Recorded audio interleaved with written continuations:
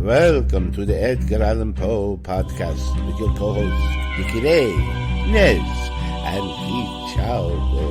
Exploring book to screen and everything in between, delving into the dark despair and the sinister world of Edgar Allan Poe.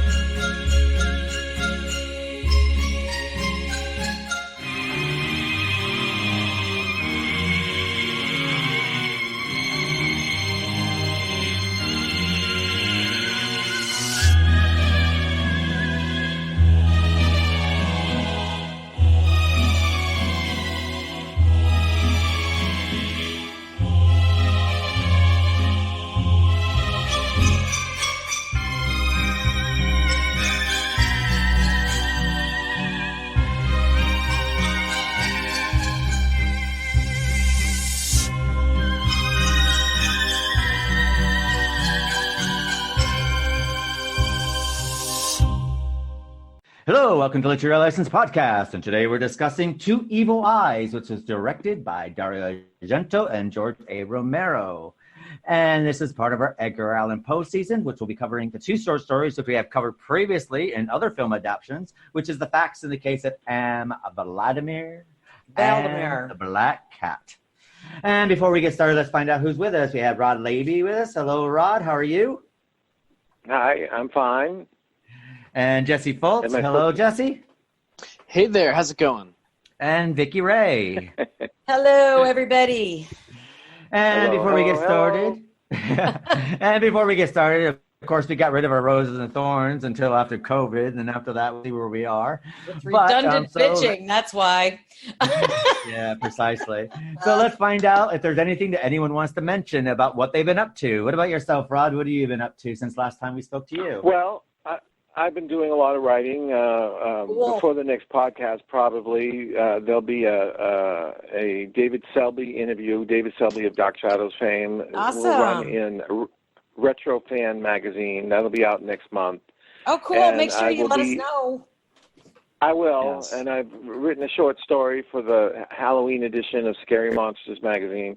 That'll also be out next month. I've been doing a lot of writing, but I've also been quarantining myself and practicing social distancing and wearing masks, and I must admit I have been doing that, and surviving. So far, so good.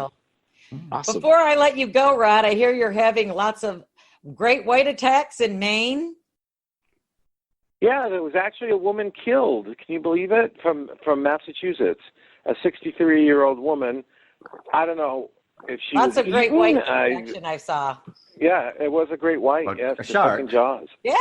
Yeah, a Eating shark. And this people. is the first. It's eating the shark. tourists. Good. Yeah, it's the first death in Maine due to shark attack since like 1850 or something like that.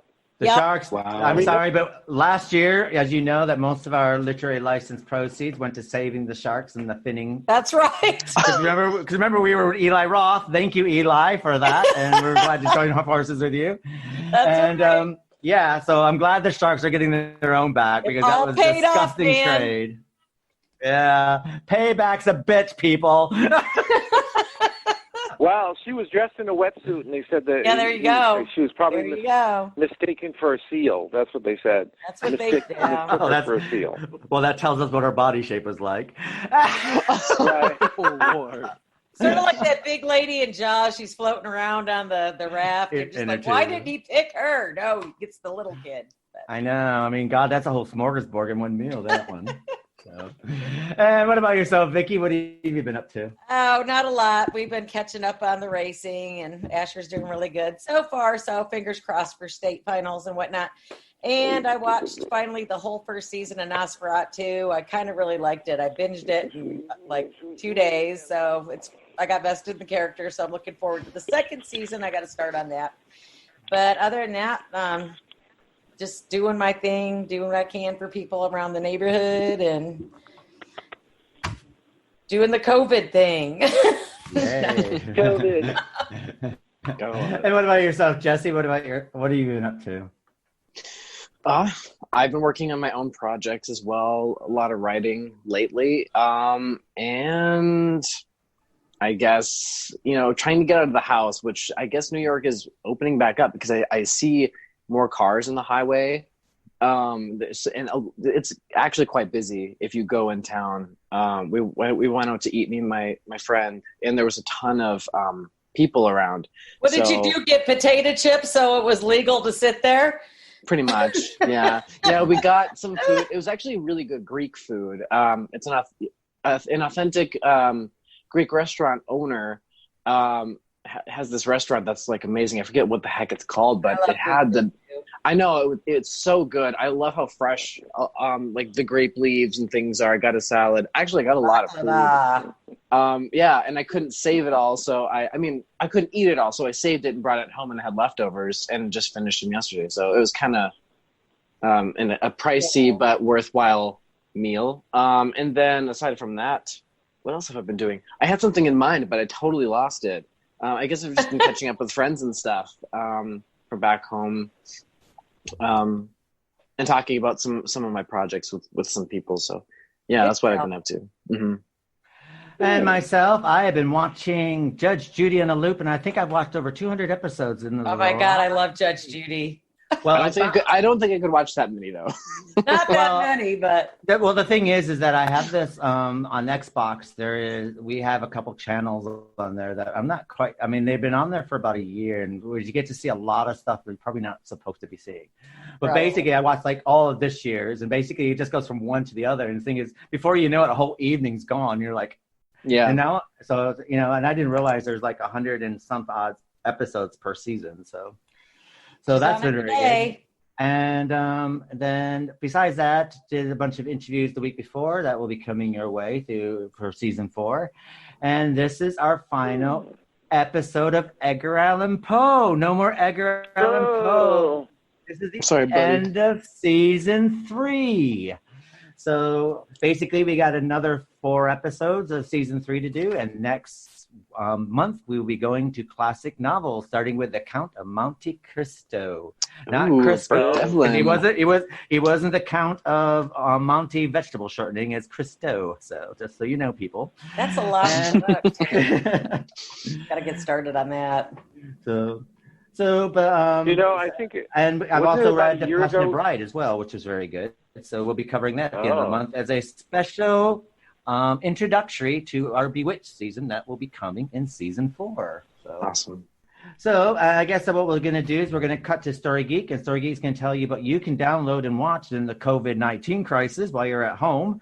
And what we'll do is listen to his suggestions, and we'll be right back after Story Geek. So take it away, Story Geek Podcast. What movies and TV shows should you be watching the week of July 27th? We're almost in August. The year is almost halfway over. It's just completely ridiculous. Well, I'm Jay Shear, executive producer of the Story Geeks podcast, and here are the movies and TV shows you can watch from home. Nothing new in wide release movies available for rent, so we're going to jump straight into streaming. I feel like I'm going to keep saying that for a long time because we're not having any new movies in theaters. Hopefully we'll get a release date for Tenet pretty soon, and it'll actually come out on the day that they announce it, but we'll see. We are just a few days away from all of the streaming services bringing on a whole bunch of new content. At the start of every month, they bring on a whole bunch of new content. So August is sure to bring on some really cool stuff. Netflix has already brought on, this week, Spotlight. Spotlight follows a group of journalists seeking to find more information about allegations of abuse within the Catholic Church. Spotlight has a lot of critical acclaim and gets a 93 on Metacritic. Fantastic score. But I don't want to leave you hanging, because next week's segment is going to be a list of all this new content. But of course, you've got content that you want to watch this weekend. So here's a quick list of recommended movies for your weekend. If you're interested in an old school 90s comedy, I just rewatched this and laughed my head off. I recommend, this is not everybody's cup of tea, but I recommend Ace Ventura, Pet Detective. Jim Carrey in his prime. It's completely ridiculous, but it's also really, really funny. And that's on Netflix. You can check that out on Netflix. If you're in the mood for a documentary, I highly recommend The Last Dance. I basically binge-watched The Last Dance, which is essentially a biography about Michael Jordan and Michael Jordan's career. And this guy is the biggest competitor, in history, it seems like. His competitive brain is insane. So it's a must-watch for sports fans. The Last Dance is also on Netflix. If you'd like maybe a more approachable romantic comedy, not just something ludicrous like Ace Ventura, but more of a romantic comedy you can enjoy with the family, then Midnight in Paris should fit that bill. I've mentioned Midnight in Paris before on this segment. I cannot recommend it highly enough. Now, maybe it's because I'm a writer and it speaks to me in some way, shape, or form, but it should be really good. You should really enjoy it as well. And that is over on Amazon Prime. So Midnight in Paris on Amazon Prime is a great romantic comedy for your weekend. If you need a solid action movie with plenty of mayhem, well, Mission Impossible Ghost Protocol might be the call for you. That's on Amazon Prime. Or you could go with Extraction, which is over on Netflix. Mission Impossible is the superior film, in my opinion, but you may prefer Chris Hemsworth to Tom Cruise. I don't know. It's really your choice. I should also note that I did watch a couple of comedies that I really did not enjoy very much. I watched them this week. We watched Father of the Year, which is a David Spade, Adam Sandler, Happy Madison production. Not really that funny. And then I also watched The Do-Over, which had a few moments here and there, but also wasn't really that funny. So there's some things you might want to avoid, but I've given you plenty of stuff to actually invest in. I'm also really excited for next week's segment because a lot of cool stuff is coming out that I'm really looking forward to watching. So just a couple of examples. And these will be out on August 1st. So if you really want to go check these out, you can go check them out before you even hear me recommend them next week. But Amazon Prime will have 3:10 to Yuma, which is a really great Western, and they'll have Inception. I love both those films. So next week's show is going to have a lot more meat to it than this show has had. But over on the Story Geeks podcast, we're in the middle of our independent video game series. Check out our latest show covering the game Journey. The team digs really deep into a powerful story that takes place inside this indie video game. You can find the Story Geeks podcast on your preferred podcast provider. Until next week, this has been Jay Shear from the Story Geeks podcast, and I hope you have fun streaming movies and TV shows from home.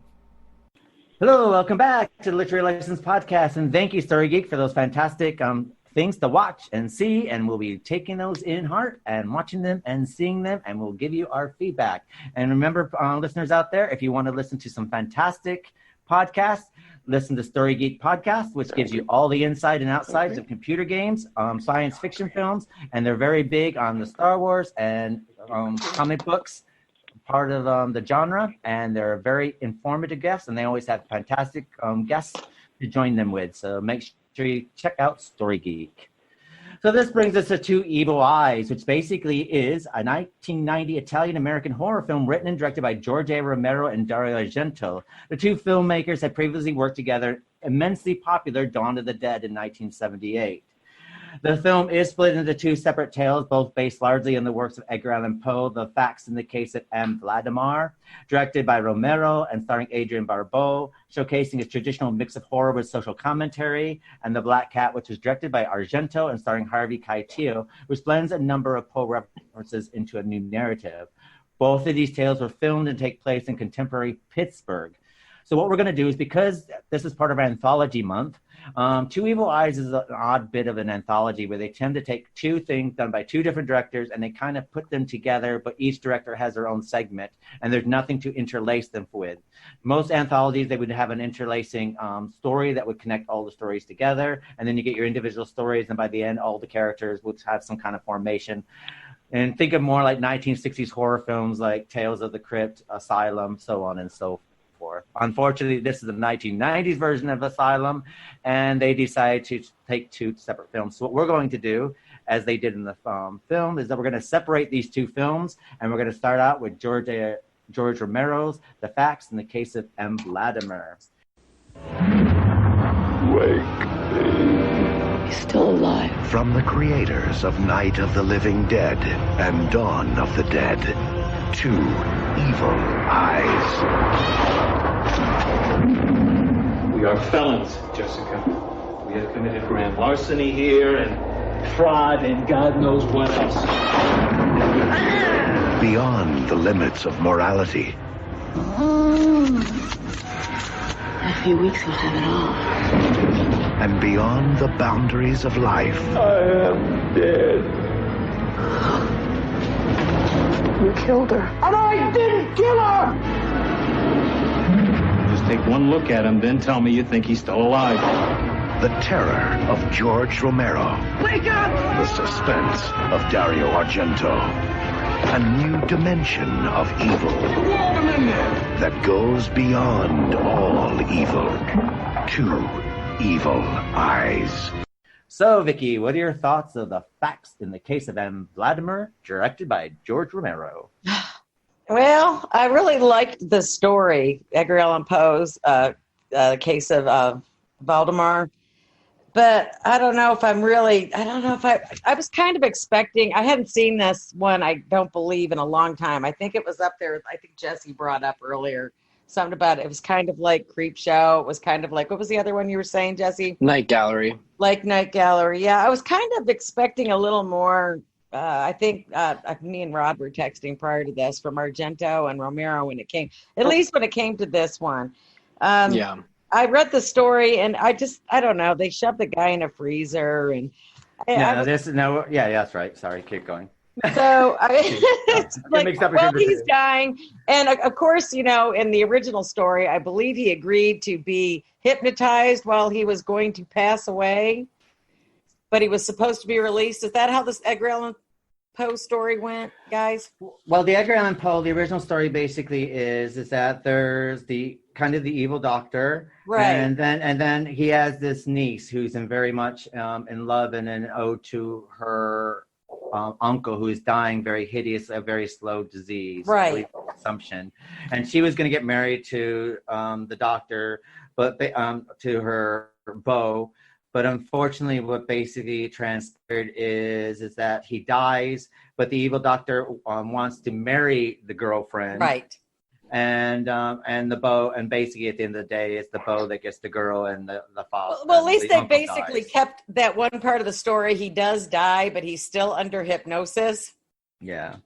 And I think a lot of the story still remains. I mean, I think this is more. I thought this version of it was a lot more faithful to the short story than Roger Corman one that we saw with Vincent Price. I just had a hard time. I was kind of hoping that Adrienne Barbeau, I don't know, she had the part in it as the the typical gold digging wife that's waiting for him to die, and then she has the lover waiting for her in the wings, and he dies, and they have him hypnotized, and they're using him under hypnosis so they can liquidate assets and get like $3 million of this man's ill-gotten gains.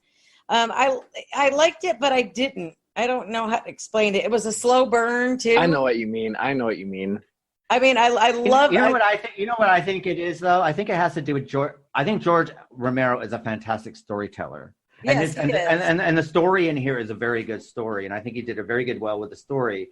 But for me, it's his directing.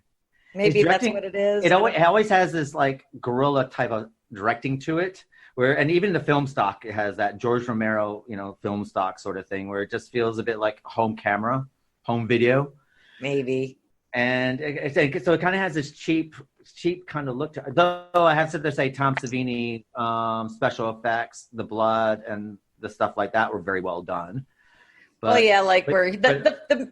makeup, the one thing that really bothered me was I was sitting there thinking, they put this dead guy on ice, literally, but they put him on top of food. I know. But I didn't realize that at first. To keep this guy, she shot him in the head, which totally screwed up their plans because he was talking from beyond the grave because he died when he was under emotional hypnosis. Female cliche. But it just, and then she ruins his body because, even if they thawed him out, I guess the doctor was going to pass him during an autopsy so that they wouldn't know that he had died because he had to stay fresh for a couple more weeks because the lawyer had said that if something happens to him, there's going to be an inquest. So, well, he insinuated that. I don't remember. Did he actually say that? Because I don't remember him doing anything except insinuating that, unless I missed something. Well, there would be an inquest because they had to keep him alive to the money pass through. I mean, Yeah. what I will give this credit for, that even though it does seem like your typical story, woman marries rich guy, but the thing is, I do sit there and say there was a couple of things in it that gave Adrienne Barbeau's character a lot more substance than what you normally get. Like, for instance, when she sit there and said, all the horrible things I had to do to be with him. Right, she had to tolerate all kinds of crap. And don't you think that I deserve a little something for what I had to put up with? So basically, it's like, and the thing is like we always have this image of the gold digger, gold digging wife, but then you never really think of what that person has to put up with. Well, he did seem rather cruel, didn't he? Well, it doesn't. How bad can a person feel because they put themselves in that situation? It's not like she was being held hostage. Well, like she put said, herself she was in a there. stewardess and she married him, so she was a nobody. But another thing is, though, but the thing is, you never really know that she might have loved him in the beginning. She might not have been a gold digger. Because it sounds like she didn't marry him at the beginning. The way that she presents herself, that she didn't marry him for the way his money. She doesn't hate him.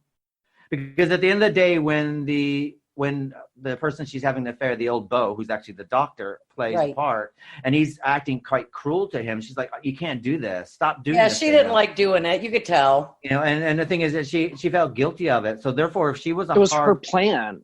It was her plan. Well, it was her. But the thing is, it's not like she killed him. He had a long illness. So but it was still her plan. But he had a long illness. He was going to die anyway. So it's not like she put in place. She didn't poison him. She wasn't trying to get rid of him. He had a long thingy. Well, of course, she would poison him. For me, let's be honest. Yeah, but what I'm saying is, all that you're discussing has nothing to do with Poe and was not in the original Poe story. There was no wife. There was no doctor poisoning him. There was no murder plot. All of that was made up for this movie. Well, part of it was, but some of the stuff that's in Poe's story is there. The old man is dying, and he basically is being hypnotized. And there is the doctor there. The only thing that they added, the plot twist is that instead of a niece, it's a wife. And there is a big difference, because in the book, in the short story, he was under hypnosis long after death, and when he finally begged them to let him be released, he was released, and he rotted right in front of them into a puddle of goo, and they didn't even talk about that in this movie. They had him walking, and she's shooting him. No, stop. And he goes, the others are coming. I mean, that was just dumb. And then when the others showed up and turned that guy into a creep show zombie, which is exactly what it looked like, I thought it was boring. I don't expect George Romero to be boring, but I thought that was it was different from his other movies, I will say. It was similar to Monkey Shines. I don't think he was such a great director. I don't think he was a great director. Did he do The Dark Half? He did The Dark Half as well, and he did the Creep Show movies as well. Well, I like Creep Show because it was a short little thing. Each one was short, but I did not like The Dark Half. I thought that was terrible, and I didn't like Monkey Shines by him. So he was not a professional filmmaker. He was a filmmaker who made films for companies. And certainly Night of the Living Dead started off with a bang.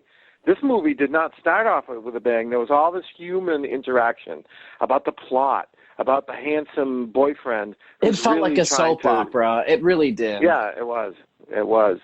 And that guy, his name was Bingo in real life. I don't think his career went anywhere. Bingo. Or was it Bing? It was one of those, Bing or Bingo. Uncredited. It had nothing to do with Poe. I have to sit there, but I sit there and say I think this is the best film adaptation of this. I think it's better than the Vincent Price one. I think I have to say I still don't think that there's been a good film adaptation of this story.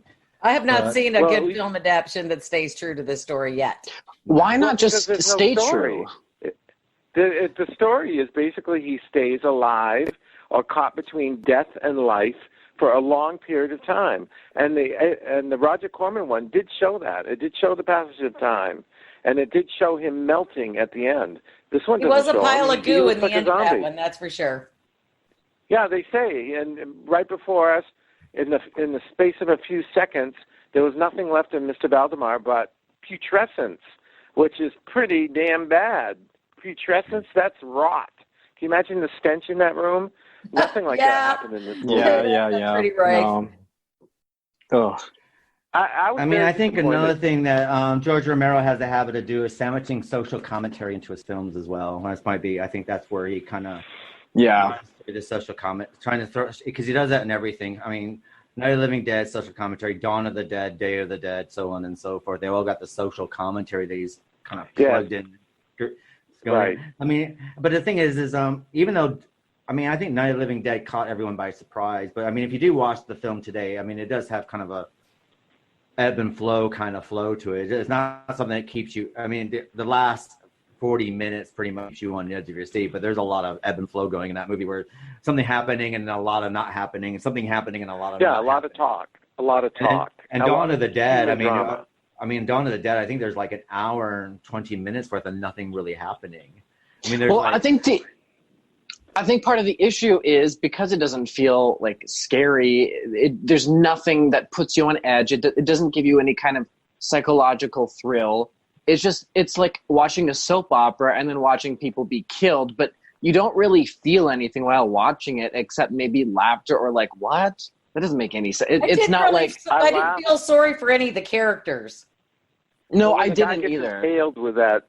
That was dumb as hell. That was the dumbest thing I've ever seen. Which was that? No, that's not possible. It's not possible to get. What part was that? They picked up the metronome. The others came and blew all the money around in the room. Then they lifted up the metronome and they stabbed him with it and killed him. You know, they were just in. Reminded me of? He was alive. At the end, he was alive because he was hypnotized. He's moaning, isn't he? He was hypnotized, so he was still alive. And then they shot him in the head, didn't they? The police did. Oh, that's right. Did they shoot him? No, he wasn't alive. He wasn't still alive. He was dead. Yeah, because the police shot him. The police shot him. Dead. But so was the dead guy. Put that thing to his chest, the TikTok thing. But he was still alive because he was moaning when they walked in, and then the police. So was the dead guy from the beginning, though. He was still dead. I think they meant for him to be dead. He just came back to life like the other guy. Yeah, that's what I thought too. He suffered his own fate, the same fate that he inflicted upon the old man, basically. But still, that metronome would not have pierced him. It looked like a plastic, alarm clock, for pity's sake. It did. When they showed it being picked up by invisible hands, I thought it looked really bogus. And then it smashes into him, and I was like... Well, the dudes were, in green screen suits. It was the most ridiculous effects I've ever seen. They were. Like those blue men. That's what they looked like, except they weren't blue. I thought it was very poor. And I did not... The guy who played the cop, wearing fedoras in 2000 or whatever year this was made. This was made it was the 80s. 1945.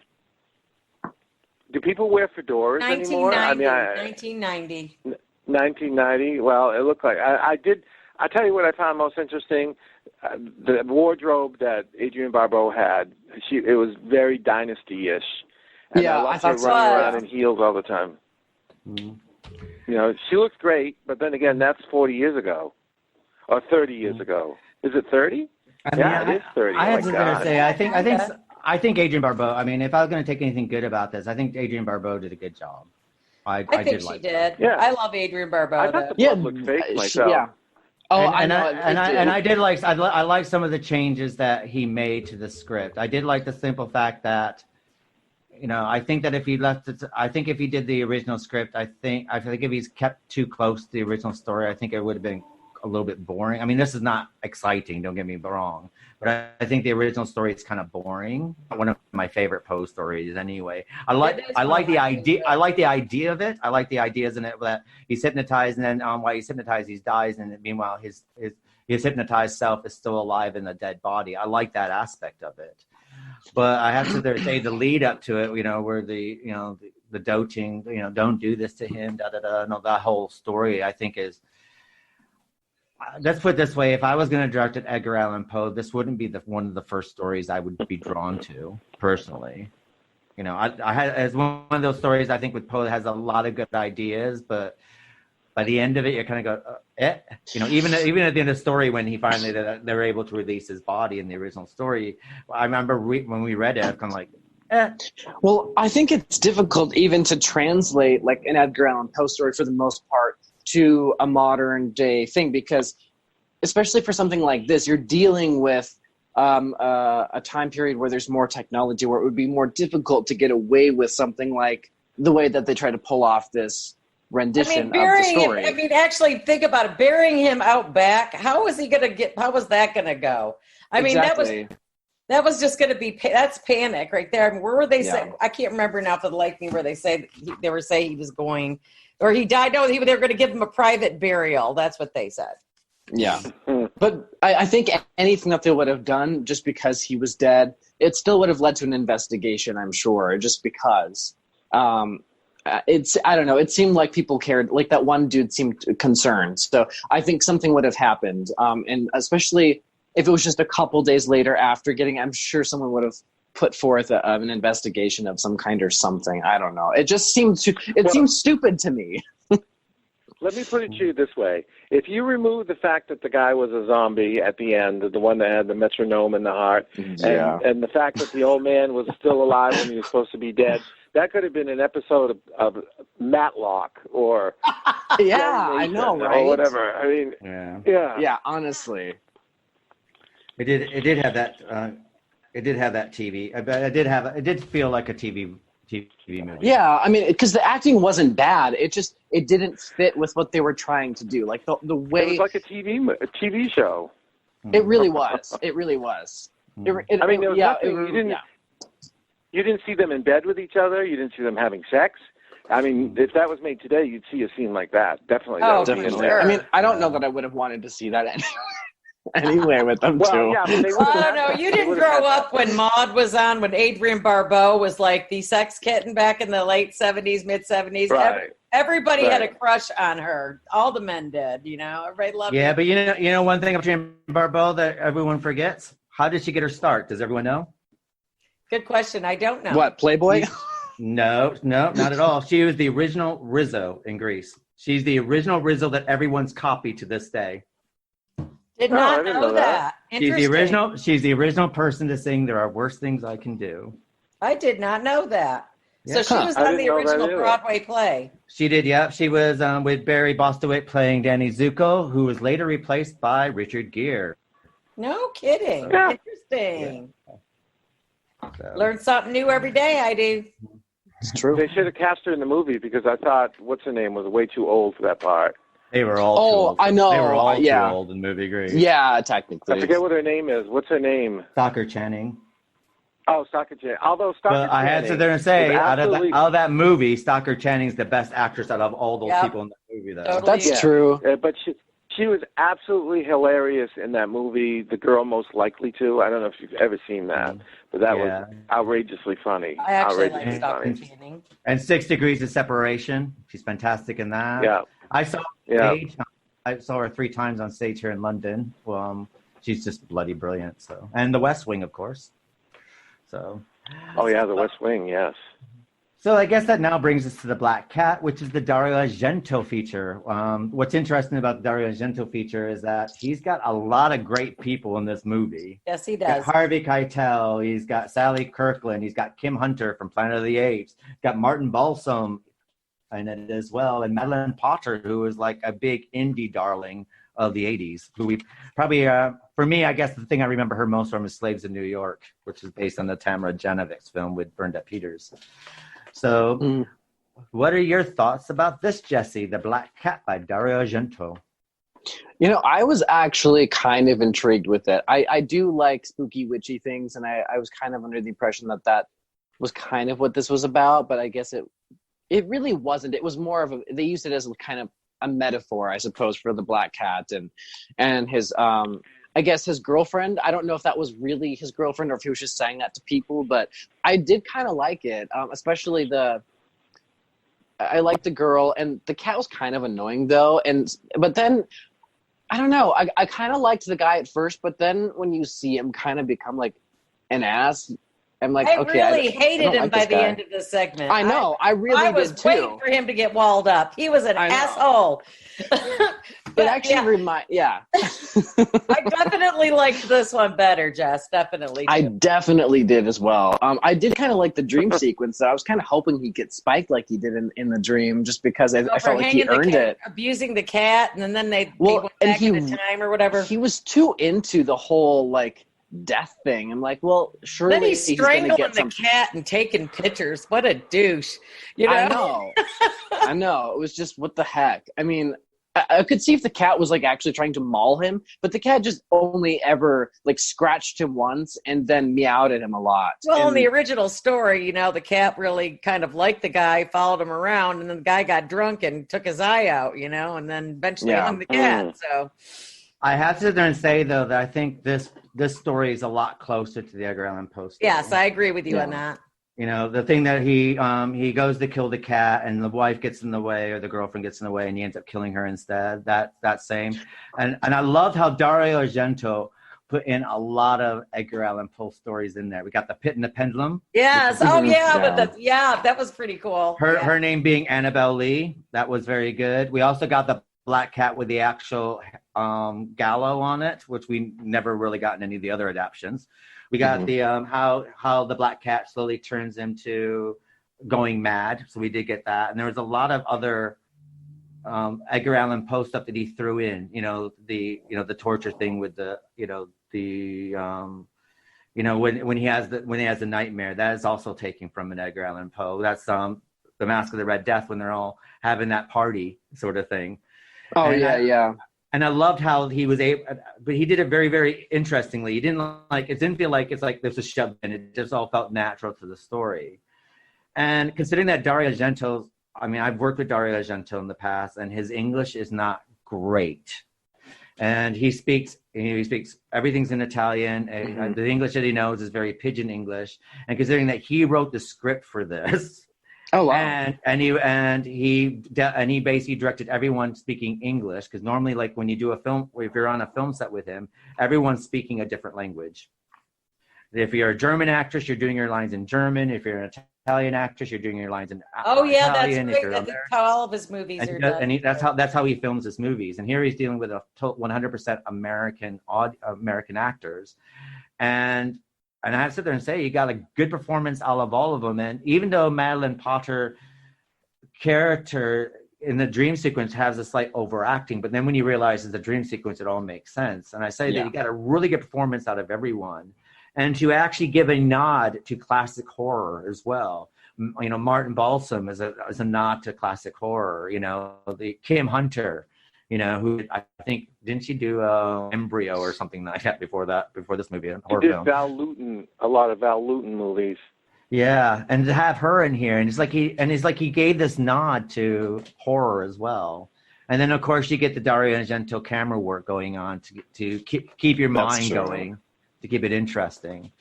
And I have to sit there and say that, and it's probably a good thing that this movie is second. If this was first, and then you had to come across a George R. Romero, true, that's true. You would have been. I think you would have been slightly more disappointed with George Romero than we were seeing at the beginning. Honestly, but I had to sit there and say that I did enjoy this. Would I see it in repeat viewing? I own a copy of this. I own a copy of it only because it's more of a curiosity piece.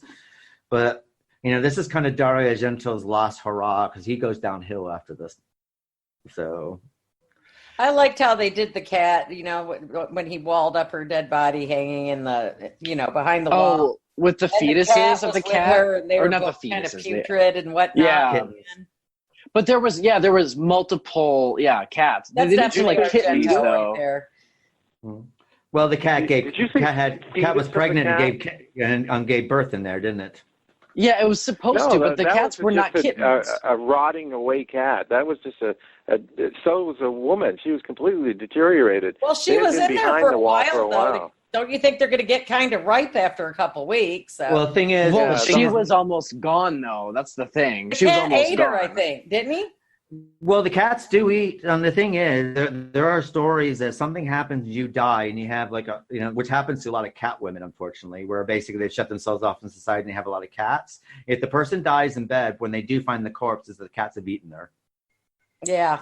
Well, but the thing is, you got to remember that you're gonna, if you're a living thing, you're gonna fight to survive, aren't you? And what's rotting what's feeding you one day is rotting in the bed the next. That's going to be your food. Yuck. I mean, humans did it. I mean, we all seen the movie. We all read Alive and saw the movie Alive. You know what I mean? Yeah. They were stuck on a mountain. So, I know. What's that cannibal family? Not that cannibal. What's his name? Donner Party. The Donner Party. Yeah, precisely. Where they got lost and they had to eat each other. God, what a horrible story. Yuck. They made there's a great musical made of that. Actually, they did not make a musical out of the Donner Party. Oh my God. It's called Cannibal. It's called Cannibal the Musical by Matt Stone and Trey Parker. You have to see it. It's fantastic. I'll have to look for it now, just because that's intriguing. Actually, it's done by the people who did South Park. Oh, figures. There you go. That explains lots. Well, and it's because Cannibal of Cannibal the Musical that they got to do South Park. So. But I don't like South Park. Okay. I'm not going to lie. I love South Park. I think it's disgusting. I like it. Showing your age, Jess. I think it's the best. I think it's the best. It talks about our time, and it shows how stupid media and everything really is. That's what's good about South Park. It does go a bit stupid. Don't get me wrong. It does. Episode, but I don't watch those kinds of adult cartoons. I don't indulge. But to be honest, 30 to 40 years from now, if you want to look at a show that really constitutes our time and being, it's going to be South Park. Well, because they pick on everybody. They don't discriminate. Yeah. That's why I like it. So what are your thoughts on the Black Cat, Rod? Well, I didn't like it. Okay, I'll tell you the things that Harvey Keitel to me is a gangster, and every movie I've ever seen him in where he was good, I mean that he gave a good performance. He was a gangster. Exactly. He had the same persona in this movie. He sounded like a streetwise guy. You never got the impression he was a photographer. When they showed the dead body of the woman that was cut in half, it looked like a fake prop. It didn't look real at all. It really did. It really looked fake. It did, and they had loving close-ups of it, and then, I know, but still, Tom Savini was supposedly the one doing the makeup, and you expect something, and I thought the blood in these movies looked fake. It wasn't red enough. It was almost like a Argento's Kool-Aid. into red, isn't he? Yeah, Argento doesn't use, Argento's never used a realistic blood. Type. He's never done. Yeah, not that bright red. Like deep red. Bright red paint, like deep red. Well, in this movie, there was a scene just like Deep Red. I mean, he uses a meat cleaver on his girlfriend, just like the woman, the psychic in Deep Red, gets meat cleavered to death. And then there was a loving close-up of the knife, actually, the thing going through her hand. But I could not stand that woman. I don't know. There was something about her mouth that really bothered me. She had Madeline disgusting. Which woman? I didn't like her at all. Madeline the redhead. His girlfriend. Oh, yeah. I'm not saying that I wanted to see her smacked around a bit, but I kind of did. It sounds terrible to say. Yeah, she had a strange bottom lip, and the top lip was like pinched together. It was her top lip that was weird. And it looked like she was missing around with her violin students. So. That was random. The chanting and the ringing of the bells and all this stuff. And he just comes in, and one thing you got to remember, his name was Roderick Usher. I noticed that. Yes, I did. We're going to hit you over the head with this Poe reference here. His name is Usher, okay? Mm-hmm. And then we had the Good Times father, who was the cop. James Amos, I do like him. Yeah, the whole point of the ending in the book was that he was unaware that he had walled up the cat. And so the police were down in the basement, and they heard the cat meowing through the wall. That's why they opened it up. And this one, they noticed that the wall was wet. That's how they noticed it. And the cats were meowing as well, weren't they? Weren't they mewing? They were, but the guy heard it, but they didn't insinuate that they heard it. That's the thing. Right. Well, they said it found was all wet. that That's what stuff they that, said. that showed that he was probably doing some kind of remodeling thing. They found the equipment, they found the drywall stuff. Right. But then again, And there was something- was Dario Argento giving a nod to Telltale Heart as well? Maybe. That's I what thought was so thinking. too. Well, yeah, I thought because so it too. It is similar. And then at the end, when he's hanging, like the cat got hung, so it's ironic. But they did some weird kind of thing where they repeated the action again. If you watch it closely, he hangs and then it retreats and then it does it again. And I thought, oh, that's a little heavy-handed there. I just expected more from these guys. I mean, that's the bottom line. I expected more from that kind of cast. With that kind of cast, I expected high-octane horror. Yeah. Instead, with Romero, we got a lot of talk, and we got a zombie that could have been from Creepshow. Just like, remember the scene where Leslie Nielsen drowned those Ted Danson on the beach, and they came back that's the same kind of makeup you saw in this movie. Yeah. And then there was Two Evil Eyes. I just expected more. I remember I had that video. I must have sold it because I remember being so disappointed, especially in the Argento one, because I really like Dario Argento. So do I. It was just poorly done and poorly directed. I wonder if they were. Was it a time crunch? Do you think it was a budgeting? I mean, I didn't see anything about that in any of the stuff I read. I think it was a poor choice for story. That's what I think. I think they hooked up with Poe and they made that clear at the very beginning. Oh, this is Poe's graveyard. This is his house. This is this. This is that. Now we're going to tell you something about Poe. Okay, now we've been hit over the head with a tutorial on Edgar Allan Poe, and then what we get isn't even Poe. That's true. I mean, think about it. We don't get Poe. We get a smidgen, a nugget of, but honestly, like the Valdemar story, especially. But honestly, when you think Edgar Allan Poe, don't you think Victorian anyway? Like, how could you possibly take an Edgar Allan Poe story and make someone feel like they're in the world of Edgar Allan Poe when it takes place today? I just don't know that it's really possible. Edgar Allan Poe isn't everybody's cup of tea, as we all know. Exactly, but neither is the Victorian period. I have to disagree. I think he can bring Edgar Allan Poe to a modern audience without being a costume drama. Because I think why can't it be a play? Yeah. If you're going to do Gone with the Wind, you're not going to do it. Yeah. Right. You're not going to do Gone with the Wind. I think his themes are universal. I think they're modern themes that he uses, and I think you can do it. I don't think does it translate well into our century. Well, I mean, let's take H.P. Lovecraft, okay? And H.P. Lovecraft, basically, if you read his books, they're very, very in their time period, but if you get them in the hands of the right directors like Stuart Gordon or Richard Stanley, who did The Color of Space, which is a brilliant film based on H.P. Lovecraft, and you get a really good director, they can actually modernize it so you get the whole story and you get everything involved in it and modernize it for a modern audience, and they can really experience it. Reanimator is probably a fantastic H.P. Lovecraft for a modern audience. I agree. The movie's set in 1836. The book is. But when you watch the film, you got this fantastic H.P. Lovecraft. The Color of Space is set in 1846, but they set it today with Nicolas Cage, and it's a brilliant movie. And I think you can do it. And I think that if you're going to do Poe nowadays, if you want people to get into Poe, I think that you really need to. Yeah, I think you can modernize it, but no one seems to be able to. Even the modern ones that we did do a Telltale Heart that was a modernized version. They did a very good job with that. They did a very good job on Telltale, which was a modernized version of Telltale Heart. But then we did get Stonehurst Asylum, which was basically a costume drama, which bombed at the box office. Yeah.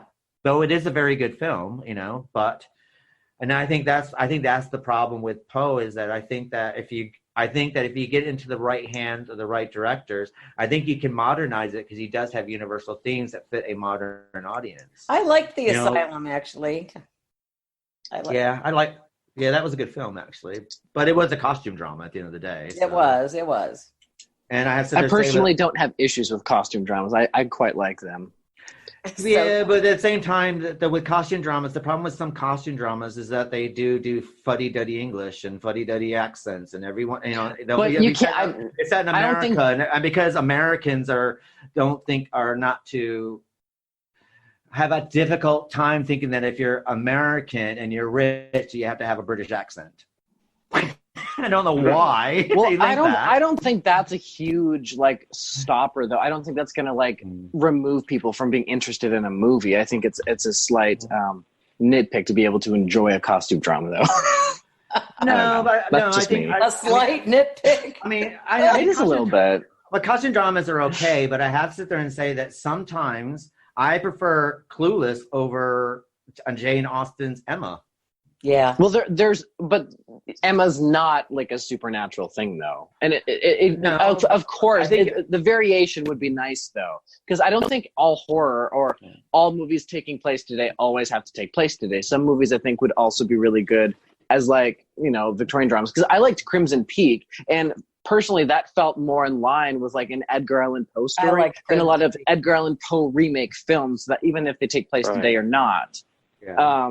I think Edgar Allan Poe, when you think of Edgar Allan Poe, you think specifically of a Victorian thing. Not that it wouldn't work today. That's not my point. I think why it almost needs to be Victorian is because that's Edgar Allan Poe. Like, that's like his imagery. When you think of Edgar Allan Poe, you think of this creepy looking man in Victorian attire, and therefore his stories would also take place in a Victorian era. Like, if you're thinking of Edgar Allan Poe's world, you think of everybody in a creepy costume period, not because it only works in that period, but just because that would be the environment that you think would make sense for Edgar Allan Poe, maybe. I have to agree with Keith, though, but if you put it in the right hands, sometimes things don't translate well into our century or our decade, but put into the right hands, I think it could have been made a better go. Oh, absolutely. I agree with that, too. But I do think that it would be, some of these ideas would work quite nicely with the Victorian aesthetic, I suppose, just Either because, like a stylized Victorian.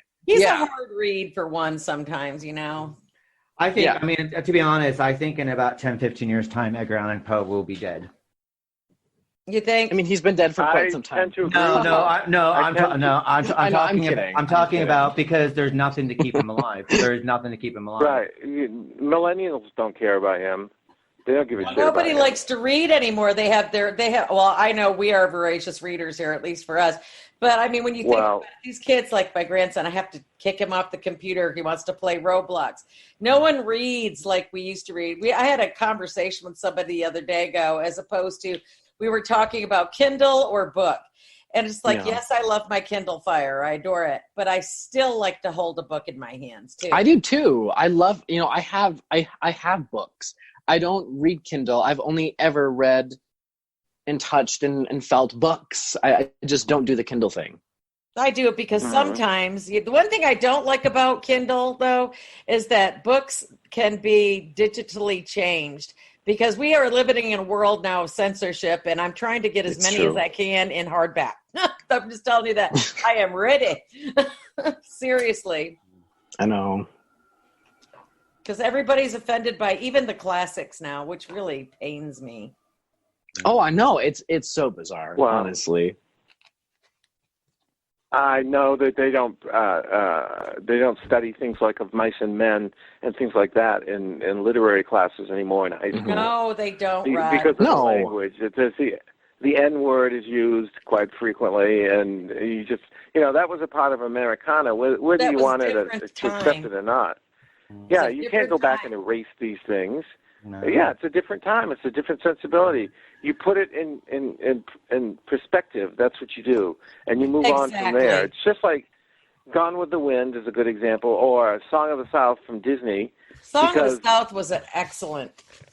I've never seen that movie, and I would love to see it, but I've been denied seeing that movie because it supposedly gives, I have a copy of it. That in the UK you can get it, I think. No, it's not. It's banned here, but they released it on Laserdisc, so I bought it. I still have my Laserdisc, and I have it on Laserdisc. They're starting to pull apart Blazing Saddles. Come on, that's sacrilege. Mm. That one movie did more for race relations than anything. It was funny. It was great. It was not biased at all. Making fun of everybody's. Yeah, I don't know. What the world's coming to.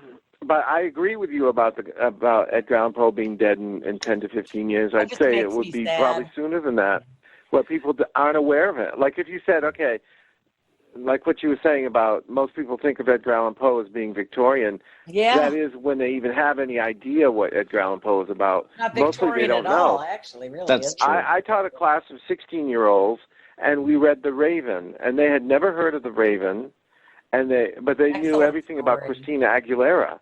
They could tell me about Beyonce. Yuck, You know, no, they thank could tell me you. about Beyonce. They could tell me about. We watched One Flew Over the Cuckoo's Nest. They thought that was a really old movie. Well, it is old. Well, it I is mean, an old movie it to them. is. It's because it's before they were born. Yeah, before they were born. But when they were born, like in 1996, that's pause for reflection right there. Yeah. I have clothes older than 1996 in my closet right now. So My kids were all born in the 90s. yeah, I mean, that's the way it goes. But could you imagine? I mean, like for instance, you could do an update of Mask of the Red Death, for instance, and make it very relevant to today with the COVID-19 coronavirus. I mean, isn't that a pandemic? And can you imagine like a bunch of people shielding and a bunch of rich people shielding, keeping themselves locked away, and then all of a sudden death comes the call, and you could do that in a modern setting and still keep Poe very much alive. It would work. Oh, sure. You could. I don't you know could that I also, would like that though. What? I don't know that I would like that. But you don't think that's what people are doing at the moment? Don't you think that people in Hollywood that basically like Will Smith and his family are locked themselves away, shielding? Of course. We all know I don't Tom doubt Hanks that. is in Greece. But I'm just saying that is you can tell that basically you can see it actually happen, and I'm just saying that you can keep the whole Poe story in there and put it to a modern day audience, and it was still You could. The Black Cat would still play. I mean, the Annabelle The Black Cat Lee, could translate well into anything, actually, because it's about human nature, and it's about it. Let's face it, it's a fucked up story to begin with. But I mean, there's so many fucked up people in a fucked up world that you could actually use that story for any given situation. Almost. I mean, Telltale Heart you can do. It's pretty easy. I mean, people are murdering people all the time, and they get caught because of their. That was a fantastic story. I really love the story. I love the movie, how they did it. And I'm sitting there saying that if you got it into the right writers and the right director's hands, you could modernize the story and then keep him very much alive. Yes, I think the last time that Poe was alive was that TV series with Kevin Bacon called The Followers, where the people they were all Edgar Allan Poe fanatics, and they were killing people in Edgar Allan Poe ways, which is a very good series. It lasted for 3 seasons with. For our listeners, again, which one was that, Keith? The Followers with Kevin Bacon. It was a TV series, I think, for ABC. I can't believe I watched that one myself. But then again, every once in a while, I remember, this is quite interesting, that The Simpsons did The Raven for their Halloween thing. And did you know that the sales of The Raven went up like 150%? Because The Simpsons did it. So I'm saying that you can still do this sort of stuff and keep it alive, sort of thing. Unfortunately, I don't think Two Evil Eyes is going to do the trick. No. So that will bring us to our final thoughts of Two Evil Eyes. So, Rod, what are your final thoughts of Two Evil Eyes? Don't spare our feelings, Rod. All right, I won't spare your feelings. I will say that it was the most painful. Well, no, it wasn't the most painful. It was a very painful hour and a half to watch. I could tell. It was beautifully filmed. I mean, they had a good budget. But the first movie with George Romero, I expected so much more from him. Tough. It was a lot of talk. It was a lot of talk. It was a lot of intrigue. It was a lot of, I'm having an affair, and we want to kill my husband, and that's so typical. When I said that it was like a Matlock episode, that's what it's like. I can just imagine Andy Griffith suddenly showing up in there. But he didn't, so it wasn't as entertaining. Instead, what we had is a smidgen of Poe, which really is a man that's dead who's been kept alive somewhere between death and life. But in the book, in the story, he rots away. In the movie, he gets shot in the head, which, okay, right there, that was wrong. And then the ending with the doctor was just dumb. And Two Evil Eyes, the other one, the Black Cat, Harvey Keitel is great in the Godfather movie, but he was awful in this movie. Or when he works for Martin Scorsese. Yeah. But he was not directed very well by Dario Argento. And people like Kim Hunter and Martin Balsam were completely wasted in this movie. Sally Kirkland was wasted, probably for real, for all I know. I just thought it was And I hated the woman. I felt no sympathy for her. Oh, with I her didn't like her chanting of her either. little. No, it's not that I wanted to see her chopped, but I mean, when she got chopped, it wasn't like a big deal. Do it. It was Do just it. terrible. It was just an awful movie. It was just terribly done. I did notice that there were camera flourishes from Argento that Romero did not have. For example, when Harvey Keitel would go with the doctors up the stairs to check out this wall that now has suddenly been built, the camera swooped up the stairs, which is a very typical Argento move. A lot of fluid camera movement. You didn't see that in the Romero segment. It's definitely Instead, a what you difference in saw- directing. Definitely. Right. Instead, what you saw was a bunch of people that came from Creepshow and decided to make another Creepshow installment. Because even Tom Atkins, is that who it is, showed up as a policeman. He was in Creepshow as well. Oh, yeah. You know, and with the fedora. He didn't want his boy reading awful comics like Creepshow. And the kid goes, what about others? Was he also in Halloween? He was also in Halloween 3 as well, wasn't he? Yeah. Yeah, and Night of the Creeps. He was in Night of the Creeps too. Night of the Creeps. I'll give him Night of the Creeps. I love That Night of the stupid Creeps. jingle from Halloween 3. Yeah, Like he was in the Silver fog too, Shamrock. remember? He was the hero in the fog, so we had quite a lot of movies going on there. So I, considering the talents behind the camera, I was very, very, very disappointed, and I don't expect to watch it ever again. That's my feeling. And what about yourself, Jesse? No, your final thoughts? I mean, I don't have any kind of like emotional attachment. I would say it's watchable once at least. So, you know, you don't have to watch it more than that. I kind of watched it while I was doing stuff, so I didn't have time invested really. Like if I was to watch something I was expecting to be really good. So I didn't because I didn't have any expectations. I wasn't like let down, but at the same time, I also wasn't impressed. So it just kind of was a time filler. I found it more humorous than anything else because I'm like, this is so dumb. This doesn't look real. This would never happen. This is a dumb choice. Like there's a lot of like silly choices that people make. And it did kind of remind me of a certain time period where they viewed women a very specific way, made them act a certain way for, you know, like emotional and impulsive and you're such a millennial. I'm so afraid. I'm so afraid. So I'm going to shoot this man and it makes no sense. Well, I grew up on older vintage TV shows and movies and frankly like them a lot better than any of the modern stuff that's on TV, give or take, maybe with a few exceptions, of course. But, you know, I grew up with all the vintage stuff because my mom showed me everything that, you know, she grew up on. And, you know, Twilight Zone, I think, was a lot spookier than both of these films. I would always get creeped out by that. Or like, well, Night Gallery wasn't really as creepy as Twilight Zone, but it was, I think it was better. But they were okay, I guess. They weren't like... Oh, don't be backpedaling now, Jess.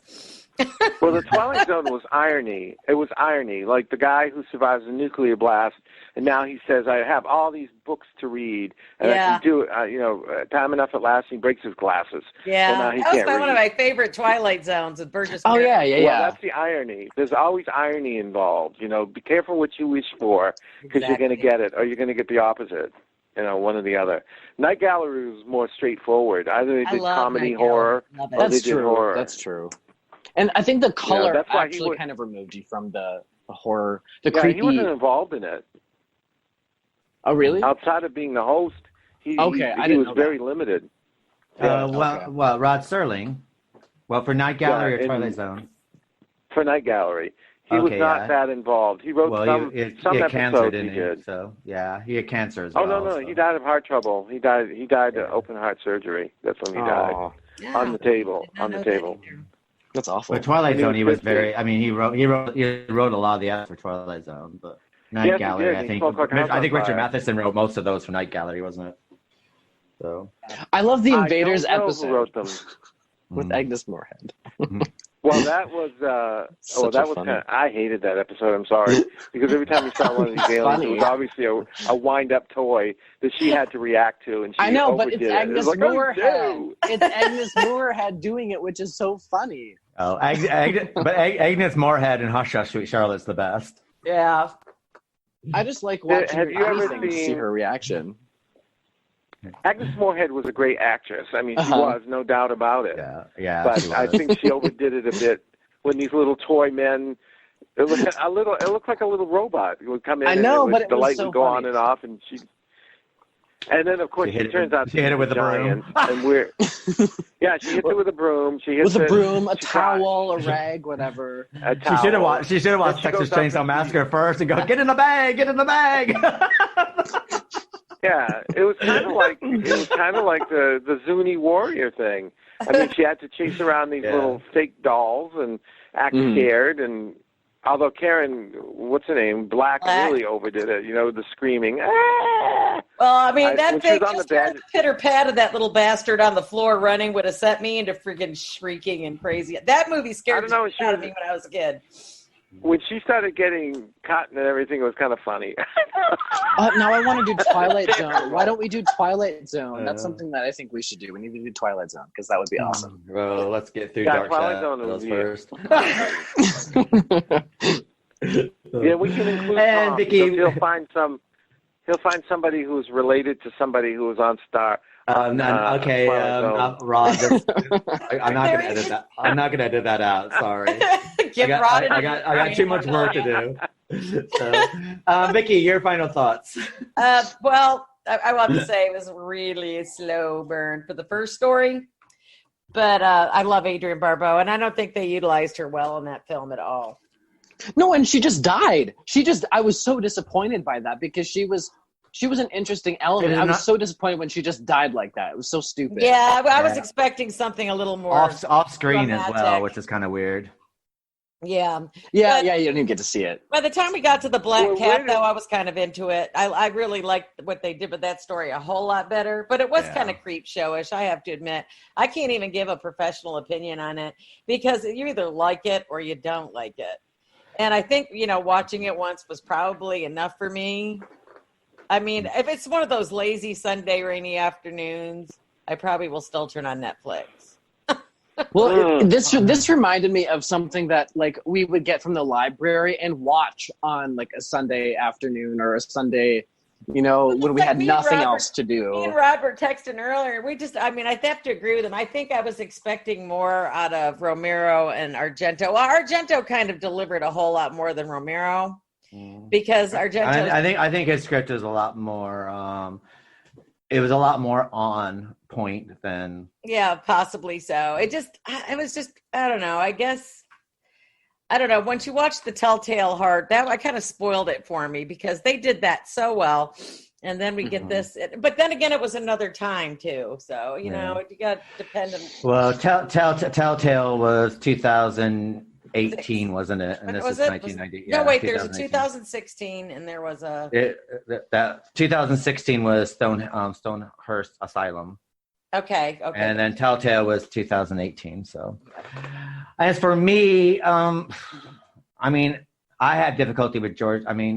I admire George A. Romero, but I have yet to find any of his films enjoyable.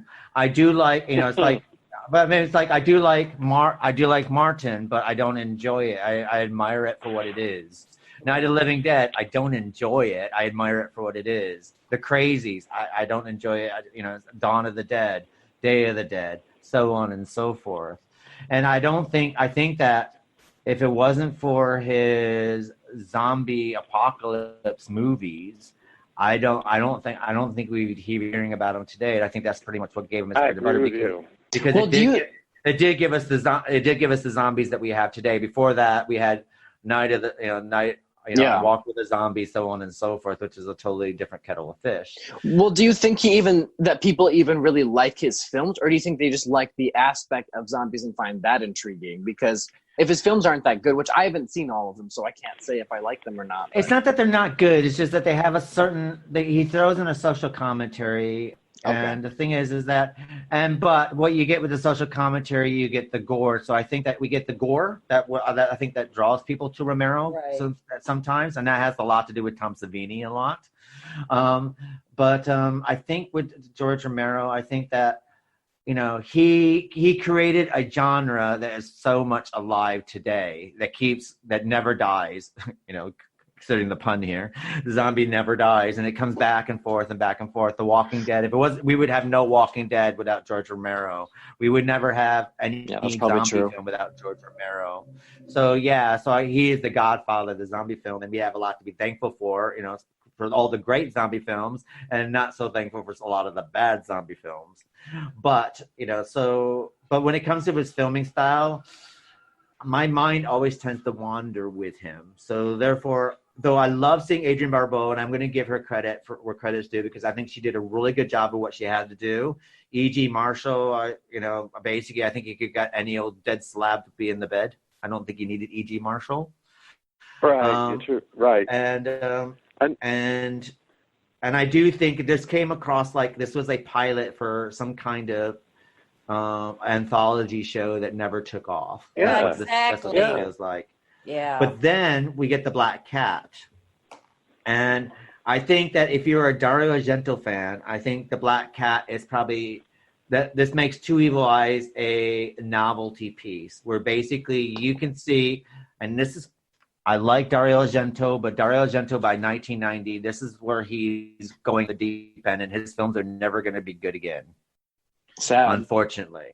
I still wanted to go. I still wanted that movie to be more witchy. I was intrigued by it until I learned that it wasn't, because I thought that was going to be like something that actually happened. I thought he was going to have that dream and then she was going to be witchy or something. And I thought when she passed the bookstore, rather than see his book, I thought she was going to go in there and find like witch books and like start practicing black magic or something and get revenge on him, which I would have liked that better. Now, but what I'll do, Dario Argento, for the Black Cat, Phil, I think as a curiosity piece, I think it lives up to being a curiosity piece a lot more than Romero's. I think Romero's is a dial-in. It's a dial-in film. I don't think there was a lot of thought there. I think that he tried to throw social commentary, which to this day I still don't know what the social commentary is, and I'm totally lost of what message he's trying to portray in this film. But I think that Dario Argento actually did take a little bit of care when he put the story together and was able to bring in different Poe stories. And it looks like he gave it a lot more thought than Romero. But at the same time, it's more of a curiosity piece for these two directors than it is that something's going to be. George Romero is dead now, but when Dario Argento dies, I don't think that Two Evil Eyes is going to be put on any of their tombstones. And no, I think it's more. I think it's a. No. To be honest, it would have been interesting if we had the two actors not work independently but work together, and I think we might have got something really special with these two, maybe. Instead of yes, I agree with you. And I mean, to be honest, you buy the DVD. I have the DVD of this. I'm not going to buy the Blu-ray because it's for me it's a curiosity piece, and because it's Dario, and because it's George Romero, I kind of have it and I drag it out here, and I think that. I haven't seen it since I bought the DVD in 1996. So it tells you how I love this film. But the reason why we are covering this is because this is anthology month, and this is an anthology, and I didn't want to do another Roger Corman anthology because we did one already, sort of thing. And this kind of ties in the European horror with Dario Argento, and also ties in with the domestic horror with George Romero. But this is just a domestic film that's a curiosity piece. I think if you're a fan of Dario Argento and if you're a fan of George A. Romero, I think you should at least watch it, just because if you're a fan, you want to see everything they did. But beyond that, if you're not a fan of either of theirs, I don't think this is going to turn you on to anything. So, no. I agree. Though I did love seeing Kim Hunter without the ape makeup on, because anytime I can hear Kim Hunter's voice, I am there. So. Well, she was also in Streetcar Named Desire, so that's where she made her name. But I also... She'll always be Zira. She'll always be Zira. Wait, is that who she was? Yeah. Oh, that's hysterical. I didn't know that. In Planet of the Apes. She's Zira. That's so funny. Zira. I thought Oh you my meant Zira gosh. with a V. No, Zira. she's Zira. She She'll runs always the be Zira. Greasy Spoon. Yeah, That's she'll always funny. be. Oh my gosh. So yeah, Planet of the Apes is always she was my Zira. favorite. That's why her film mouth franchise. movements looked familiar. Because nothing else You about never her saw is her familiar. mouth. You never Whatever. saw her mouth in the Planet of the Apes movie. I did want to mention that E.G. being Marshall is sarcastic. another a cast member of Creepshow who ended up Yeah. with working with Romero in that With movie. the cockroaches. So there were. Think about how many people there were. There was Tom Atkins, Adrienne Barbeau. There was E.G. Marshall, and I think there was another person in there that was in Creepshow. And well, the stuff was done by Savini again, and Savini made his name in the gore effects. That's how he made him. But I find his stuff to be very repetitive myself. I think the time has gone by for him. But that was 1990, you said. So Yeah. Right. I think his best work is Dawn of the Dead and Friday the 13th, isn't it? So. Oh yeah, I agree with you. But it just goes to show you how things have changed. I remember reading about Friday the 13th in an early issue of Fangoria, probably around 1980 or somewhere around there. And they referred to Jason as retarded, and they would never do that now. It just goes to show how things have changed. No. Now he'd be handicapped. And Mentally handicapped or whatever. He'd just be autistic, Physically challenged. He wasn't autistic. He was Down syndrome, I think. Down I Give think him that's some what he was. Ativan and he'll rock on. He was a Downy. So, Downy, oh my God. So this brings us to the end of our Edgar Allan Poe season for season 3. We want to thank everyone who been listening to our Edgar Allan Poes. Just let you know that next month we will no longer be doing Edgar Allan Poe, and we're going to classic novels, and we'll be doing all the classic novels that you should read before you die. So that's what next Before month they will be, disappear starting from season the 4. library. True. Now what we're also doing is, because this is Anthology Month, our next episode for our 2-for-1 episodes will be Bill and Ted's Excellent Adventure, which shows how an anthology can be done in a very fluid tone to tell very many stories and being able to be sandwiched into an overall arc. Our other story is another anthology film, which is Pulp Fiction by Quentin Tarantino, which shows how you can take the anthology and move this to a modern audience and make it hip and happening at the same time of making something very coherent and making characters interflow with each other in each other's stories, but keep an overarching movie. And of course, a European horror that we'll be doing the following week will be the classic Black Sabbath by Mario Bava. So what I'm going to do is you can also make sure that you follow us and copy, comment, and share on our social media, and make sure you do it wherever you're listening to on our podcast. And we'll see you next week. So it's goodbye for myself, and goodbye, Vicky. Goodbye, guys. Goodbye, Rod. Goodbye. It was a pleasure. Goodbye, Jesse. Goodbye. And we'll see you next week for Bill and Ted's Excellent Adventure and Pulp Fiction. Yes.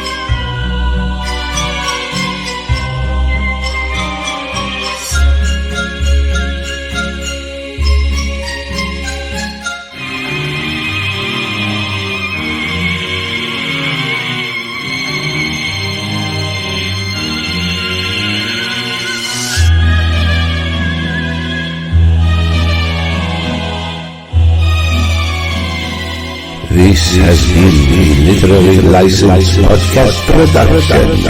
Good night.